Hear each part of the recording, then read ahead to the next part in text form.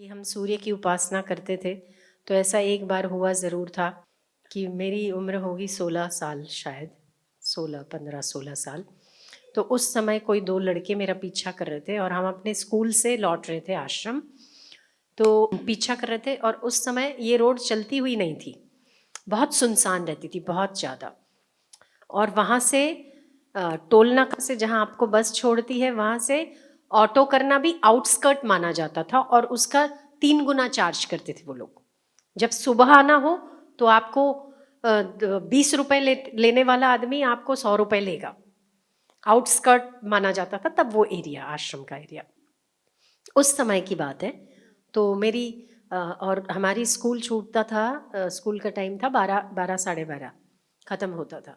उसके बाद हम पैदल आए तो उस समय तो सब सुनसान होता है रास्ता, कोई लोग नहीं होते और वैसे ही वो आउटस्कर्ट माना जाता है, जंगल का एरिया पड़ता था। तो तब वो 2 लड़के पीछे पीछे आए होंगे, मेरा ध्यान नहीं, मेरा बैग पीछे था। तो आए, एक बार आए गए, फिर वापस दोबारा आए। फिर उन्होंने कुछ कमेंट किया मुझे। मैं अपने धुन में थी, कुछ जप चल रहा था मेरा, और उस समय तो मैं स्कूल में भी मौन रखती थी। अरे वाह! तो बेचारे जो टीचर और सर होते थे वो कुछ पूछते थे तो उनको मैं लिख के देती थी।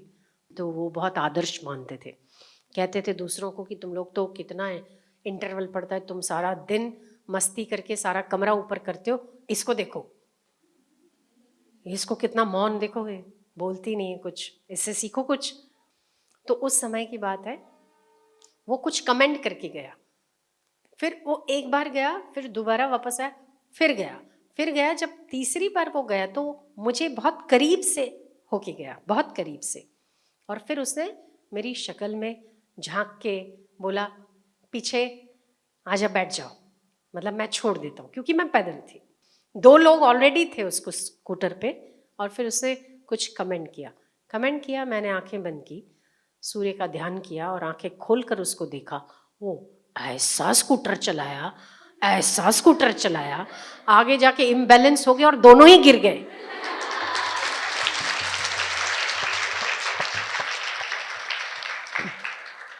अब तो मेरी आंखों में वो शक्ति नहीं है, तब बहुत थी। तब मैं वो सूर्य की उपासना करते थे। नहीं, अभी वैसी वाली नहीं है जो वैसी थी ना 16 साल में जो थी, तब मेरी सूर्य उपासना बहुत तेज थी, बहुत तगड़ी थी। अब तो मुझे समय कम मिलता है थोड़ा हम पर। हाँ, अभी जितनी ज़रूरत है उतना हो जाता है, तब उतनी ज़रूरत थी, तब उतनी ज़रूरत थी। अब तो हमारे टिंगे फिंगे सब साथ में रहते हैं, वही निपटा देते हैं सबको। मुझे कम आमना सामना करना पड़ता है। पर हाँ, अब बात अलग है, तब बात अलग थी। तब आँखों से केवल 2 एक बार देखने से वो आदमी थर-थर थर-थर काँपने लग गया। आज वाणी से बहुत सारे लोगों को चक्के छूटते हैं, आज भी छूटते हैं। ऐसा नहीं कि कुछ बदलाव आया है, आज भी छूटते हैं।